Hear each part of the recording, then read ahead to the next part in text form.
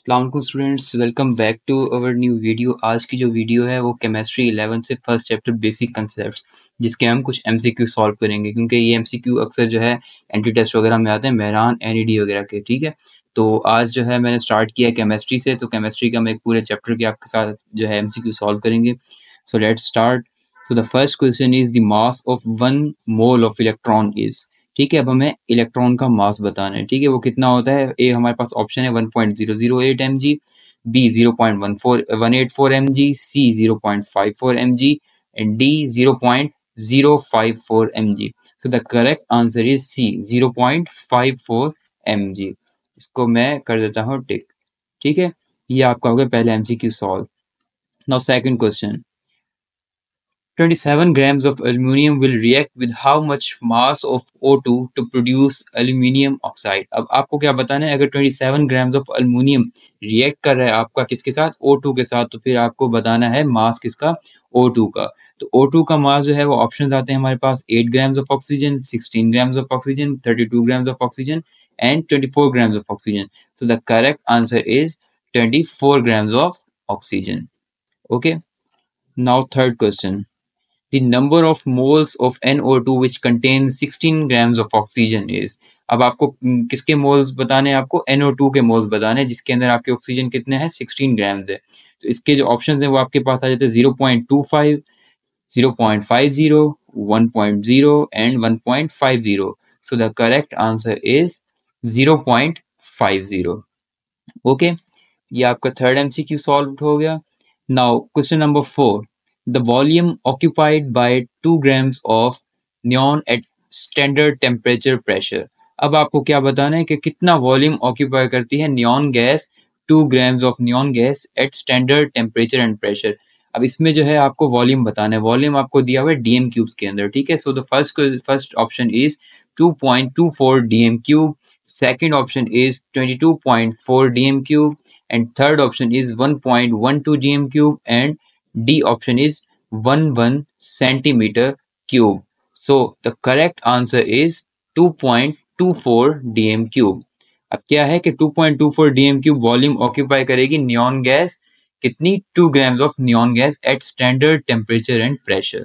ठीक है, मैं यहाँ पे आपको जो है बता देता हूँ कि स्टैंडर्ड टेम्परेचर प्रेशर, STP मतलब standard temperature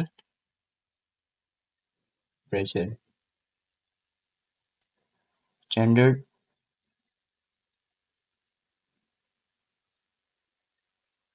okay. So STP की फुल फॉर्म क्या होती है, standard temperature and pressure. Now question number 5, a sample in the ionization chamber of mass spectrometer is ionized by। अब इसमें आपने क्या बताना है कि जो हमारे पास क्या है, आयोनाइज किस वजह से होता है, इलेक्ट्रॉन की वजह से, प्रोटॉन की वजह से, न्यूट्रॉन या न्यूक्लियस, क्या आयोनाइज होता है हमारा, मास स्पेक्ट्रोमीटर। ठीक है, सो उसके अंदर हमारे पास फिर से आप क्वेश्चन को पढ़ें, a sample in the ionization chamber of mass spectrometer. अब जो हमारे पास कोई भी सैंपल पड़ा हो मास स्पेक्ट्रोमीटर के अंदर, वो किस वजह से आयोनाइज होता है, तो वो इलेक्ट्रॉन्स की वजह से आयोनाइज होता है, प्रोटॉन की वजह से, न्यूट्रॉन या न्यूक्लियस। सो हमारा जो आयोनाइजेशन चैम्बर होता है वो बेसिकली इलेक्ट्रॉन की वजह से जो है आयोनाइज होता है। So the correct answer is a, electron. Okay, so question number 6, which one of the following pair is not isoelectric electronic. अब आपको बताना है कि आइसो इलेक्ट्रॉनिक इनमें से कौन सा नहीं है।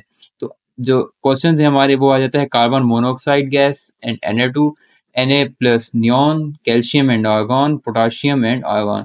अब देखिए सोडियम के ऊपर क्या चार्ज है, प्लस चार्ज, इट मीन्स इसने अपना एक इलेक्ट्रॉन रिलीज कर दिया। जब इसने एक इलेक्ट्रॉन रिलीज कर दिया है तो ये किस तरह से हो गई, इसकी इलेक्ट्रॉनिक कॉन्फ़िगरेशन नियॉन जैसी बन गई, क्योंकि उसके भी एटॉमिक नंबर जो होता है वो 10 होता है और इलेक्ट्रॉन्स टोटल उसमें जो टोटल शेल्स में 10 होते हैं, और सोडियम प्लस के अंदर भी हमारे जो इलेक्ट्रॉन्स होंगे वो कितने होंगे, 10 होंगे। तो इस तरीके से पोटाशियम एंड जो है हमारे पास गैस आ जाती है Ar, आर्गॉन। तो इस वजह से जो है हमारा जो करेक्ट आंसर होगा वो क्या होगा, कैल्शियम एंड आर्गॉन। ठीक है, so the correct answer is सी।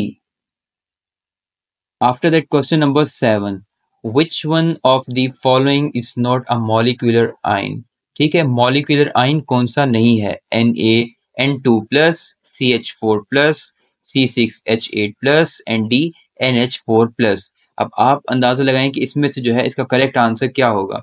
क्या N2 जो है हमारा कैटाइन ये हो सकता है या फिर हमारा ये वाला हो सकता है आइन या ये। सो the correct answer is NH+4। Okay, ये हमारा करेक्ट आंसर है। Now question number 8, 180 grams of glucose contains number of hydrogen atoms। अब आपको बताना है ग्लूकोज है, ठीक है, ग्लूकोज हमारा क्या है, हाइड्रोकार्बन है, ठीक है, कार्बन एंड हाइड्रोजन का जो है वो मिक्सचर है। तो उसमें आपने बताना है कि हमारे पास जो 180 ग्राम्स अगर ग्लूकोज की हो तो उसके अंदर हमारी हाइड्रोजन की बॉन्ड्स कितनी होती है, ठीक है, कितने हमारे जो है contain number of hydrogen atoms, sorry कितने एटम्स हैं हमारे उसके अंदर। सो 3.6 into 10 power 23, 6 into 10 power 23, 7.2 into 10 power 23, 7.2 into 10 power 24. So the correct answer is 7.2 into 10 power 4 atoms होंगे किसके, हाइड्रोजन के, कितने ग्राम्स ऑफ ग्लूकोज के अंदर, 180 ग्राम्स ऑफ ग्लूकोज के अंदर। So question number 9, who first of all determined atomic mass of elements। अब आपने बताना है कि सबसे पहले पहले एलिमेंट्स का एटॉमिक मास किसने जो है वो डिटरमिन किया था। तो हमारे पास फर्स्ट आ जाता है J Berzelius, J Thomson, John Dalton and Democritus. So the correct answer is J Berzelius. Now, the mass of H atom is 1.008 AMU. Its mass in kg should be। अब again हमारा क्या है, the mass of hydrogen atom is 1.008 AMU। अब AMU क्या है हमारे पास, basically इसकी full form होती है एटॉमिक मास यूनिट, ठीक है, its mass in KG should be. अब हमें ये AMU में गिवन है, इसको हमने केजीज के अंदर कन्वर्ट करना है, ठीक है, तो केजीज के अंदर जो है हमारे पास कितना हो जाएगा, 1.008 इंटू 1.661 इंटू 10 पावर -23। सिंपली इसमें आपने फार्मूला बताना है कौन सा होगा। तो बेसिकली जो हमारा फार्मूला यूज होता है इसके अंदर हमारे ये वाला फार्मूला यूज होगा, 1.008 इंटू 1.661 इंटू 10 पावर -27 kgs। जब आप मल्टीप्लाई करवाएंगे 1.008 AMU के साथ तो आपको क्या मिलेगा, आपको मास मिल जाएगा हाइड्रोजन एटम का in kgs। So the correct answer is C. Okay, after that the atomicity of one molecule of hemoglobin is, ठीक है, अब आपने एटॉमिसिटी बतानी है वन मॉलिक्यूल हेमोग्लोबिन की, तो वो कितनी होती है, 10,000, 68,000 या फिर 17,000 या 1 lakh.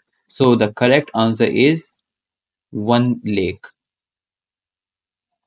After that formation of uni negative ion is, ठीक है, जो यूनी नेगेटिव हमारा आइन होता है उसकी बेसिकली फॉर्मेशन वो कौन सा होता है, उसके अंदर जो हमारा रिएक्शन होता है एक्सोथर्मिक होगा प्रोसेस या एंडोथर्मिक होगा या बोथ ए एंड बी होगा या नन ऑफ दीज होगा। सो अब आप क्वेश्चन पढ़ें, फॉर्मेशन ऑफ यूनी नेगेटिव आइन, ठीक है। अब यूनी नेगेटिव आइन बेसिकली जो इसके अंदर हमारा जो फॉर्मेशन होती है वो एक्सोथर्मिक की होती है, क्योंकि एक्सोथर्मिक में क्या होता है, हमारी एनर्जी रिलीज होती है, ठीक है, सिस्टम से, तो इसलिए हमारा जो है option A is correct answer. So उसके बाद हमारे पास आ जाता है question number 13, which of the following has 9 isotopes, ठीक है, कौन सा एलिमेंट है जिसके 9 आइसोटॉप्स होते हैं, कैल्शियम, पैलेडियम, ठीक है, उसके बाद आता है cadmium and tin. So the correct answer is C D, cadmium, ठीक है, इसके हमारे कितने होते हैं आइसोटॉप्स, 9 आइसोटॉप्स होते हैं।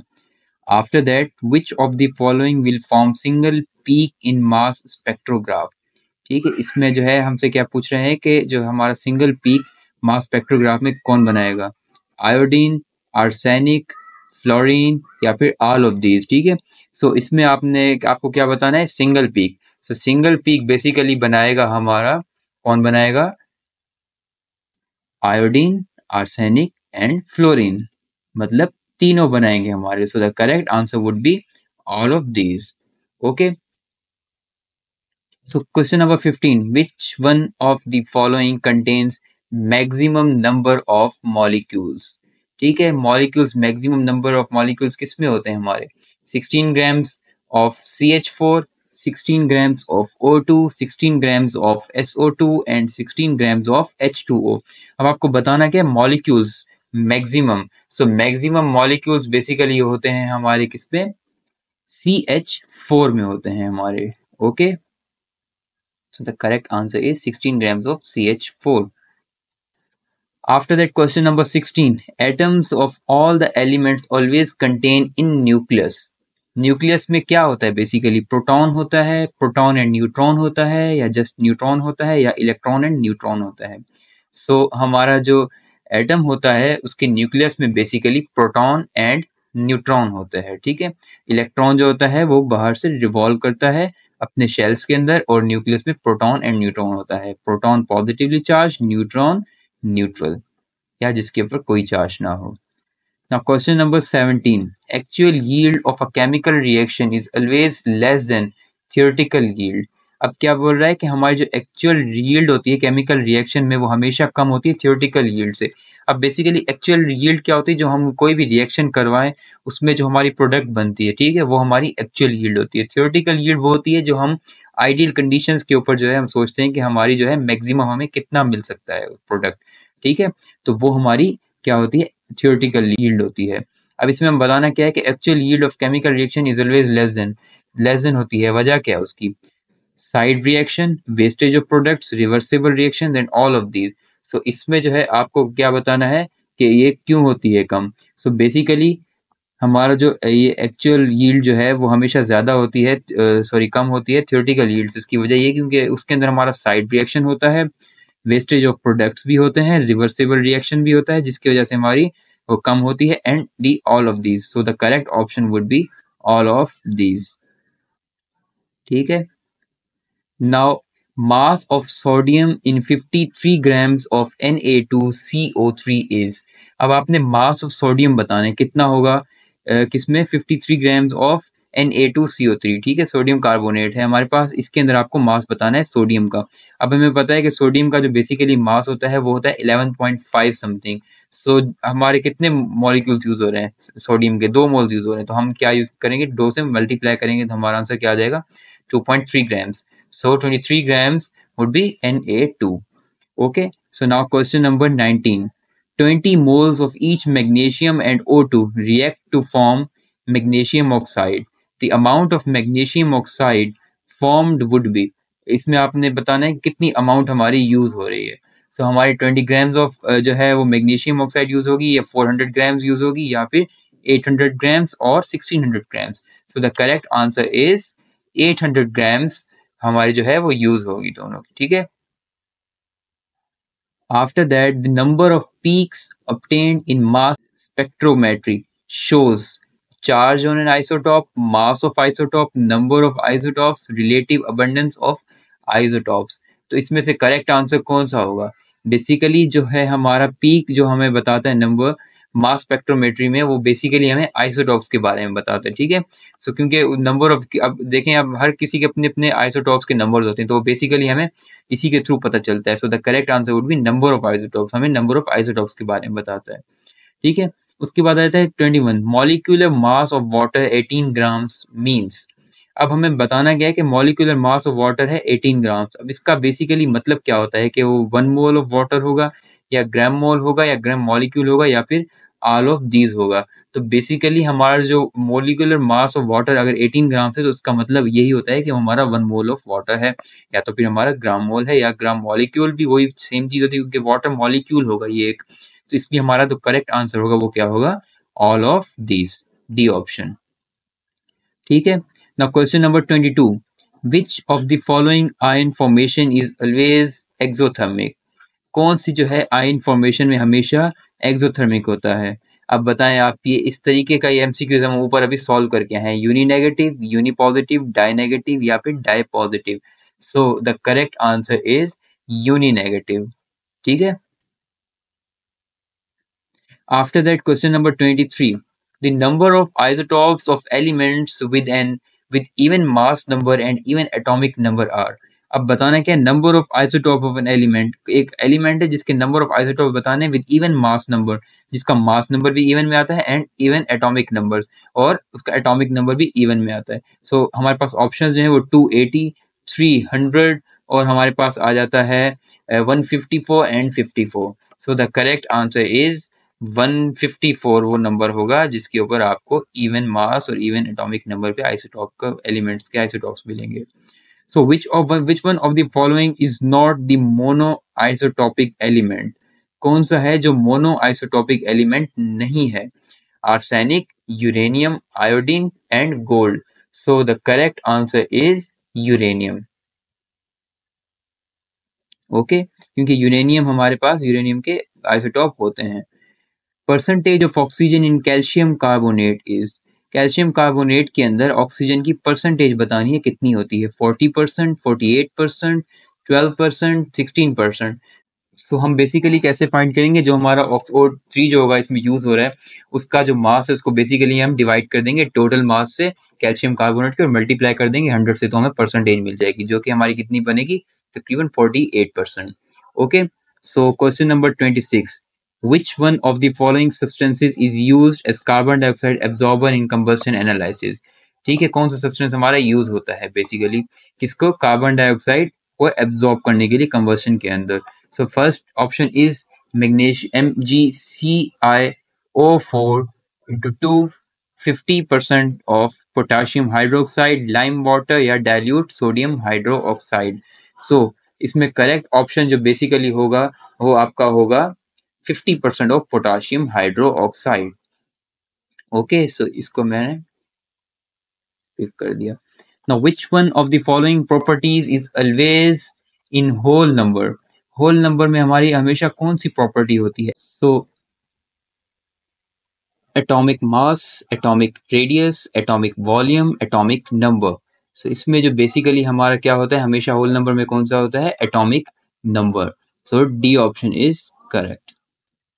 ठीक है, after that which is the what is the mass of 1 mole of iodine? Iodine का 1 मोल का मास कितना होगा? 53 ग्राम, 74 ग्राम, 127 grams, 254 grams. So the correct answer would be 254 grams. Okay, 1 mole of iodine. Now 0.5 moles of H2SO4 contains X moles of oxygen atoms. X is, अब इसमें basically आपने क्या बताया ना, 0.5 मोल्स हैं किसके? हाइड्रोजन सल्फेट के। Contains x moles of oxygen, कितने मोल्स होते हैं ऑक्सीजन के? H2SO4 के अंदर। सो बेसिकली H2SO4 के अंदर हमारे जो ऑक्सीजन होता है उसके बेसिकली कितने एटम्स होते हैं? 0.5, 1.0, 2 और 4। सो द करेक्ट आंसर इज 2। ठीक है, हमारे कितने एटम्स होंगे? 2 एटम्स होंगे। Now question number 30, what will weigh more? मतलब कि आपका जो है इन ऑप्शंस में से कौन किसका वेट सबसे ज्यादा होगा?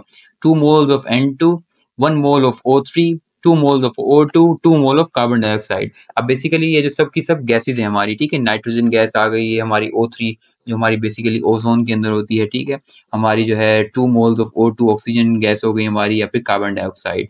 सो इसमें आपको बताना है, तो बेसिकली इसका जो सबसे ज्यादा वेट होगा वो किसका होगा? कार्बन डाइऑक्साइड का होगा। ठीक है, क्योंकि इसके अंदर एक कार्बन का एटम है और 2 ऑक्सीजन के एटम्स हैं। After that the number of electrons in 1 mole of H2 is. अब 1 मोल ऑफ H2 के अंदर कितने हमारे इलेक्ट्रॉन्स होंगे? ठीक है, so the correct answer is, पहले हम ऑप्शंस पढ़ लेते हैं। 6.02 into 10 power 23, 3.01 into 10 power 23, 12.04 into 10 power 23 and indefinite. So the correct answer is 12.04 into 10 power 23। Okay, सो मैं इसको यहां से क्लिक कर देता हूं। Now CO plus is an example of free radical, cationic molecular ion, anionic molecular ion, stable molecule। तो हमारा CO plus किस जो है हमारे आयन को शो करता है? बेसिकली CO plus जो है हमारा कैटायनिक मॉलिक्यूलर आयन है, क्योंकि इस पे पॉजिटिव चार्ज है। ठीक है, जिस पे भी पॉजिटिव चार्ज होती है वो हमारा क्या कौन सा आयन होता है? कैटायन होता है। After that, relative atomic mass is the mass of an atom of an element as compared to the mass of an atom of oxygen, hydrogen, nitrogen, and carbon. So basically, the correct answer is carbon. Okay. So after that percentage of oxygen in H2O is, H2O के अंदर जो है आपको oxygen की percentage बतानी है। So oxygen की percentage कितनी होगी हमारी, 80% या 88% या तो फिर 8.8 या फिर 9.8। जैसा कि मैंने पहले बताया आपको कि जो मास होगा ऑक्सीजन का उसको हम डिवाइड करेंगे total mass of the molecule जो कि हमारा H2O है, और उसको मल्टीप्लाई करवा देंगे 100 के साथ, तो आपको परसेंटेज मिल जाएगी। सो द करेक्ट आंसर इज 88.8% जो है हमारी ऑक्सीजन होगी H2O के अंदर। Now question number 35. Large number of isotopes are known for the elements whose masses are multiple of। ठीक है, जो हमारे जो लार्ज जिसके आइसोटॉप्स होते हैं वो बेसिकली उनके जो मासेस होते हैं वो किस टाइप पे होते हैं, ठीक है, किस तरह से जो है वो उनको हम पहचान सकते हैं, 2, 4, 6 या फिर 8। सो the correct answer is 4। Okay, now question number 36. The least number of molecules is present in 30 grams of N2O, NO, NO2 and N2O3। ठीक है, सबसे कम मॉलिक्यूल किसके अंदर प्रेजेंट होंगे अगर उसका मास 30 ग्राम हो, तो बेसिकली जो है इसका करेक्ट ऑप्शन होगा हमारा N2O3। ओके, इसको मैंने यहाँ पे करेक्ट कर दिया। How many atoms of carbon are present in 18 grams of glucose C6H12O6। अब इसमें आपने आपको इसमें क्या बताना है आपको, कितने एटम्स प्रेजेंट हैं कार्बन के, किसमें, 18 ग्राम्स ऑफ ग्लूकोज के अंदर। सो उसमें जो है बेसिकली कितने होंगे हमारे पास, 6.02 into 10 power 22 या 3.6 into 10 power 23 या 6.0 into 10 power 23 या 3.6 into 10 power 24। So the correct answer is 3.6 into 10 power 23। Now question number 38.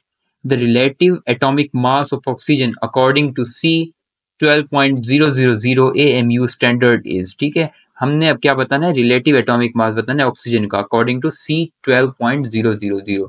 So the correct answer is less than 16।